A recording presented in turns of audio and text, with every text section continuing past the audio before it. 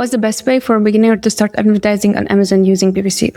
I'm going to be honest with you, it is tough because right now as a beginner, if you're starting, either you're going to blow up a lot of budget, either you're not going to generate the sales that you're looking for. But if it comes down to you want to start, perfect. I would first off recommend to find someone who you resonate with and just look up their content, either if it's a course, either if it's a YouTube channel like the one that I'm running, where you have specifically structured videos, tutorials on how to run Amazon ads. But find the one person and then just follow whatever they're saying and see how whatever they are saying is applicable to whatever you're doing. And why am I saying this is because looking back 6 years ago when I started, because I did not know better, I looked at everyone and I implemented everything what they were saying. And just because I did not had the knowledge, what I ended up with, some of the strategies that I implemented, these were these tips, tricks, hacks, whatsoever. I implemented them, but then when it came down to triaging, when it came down to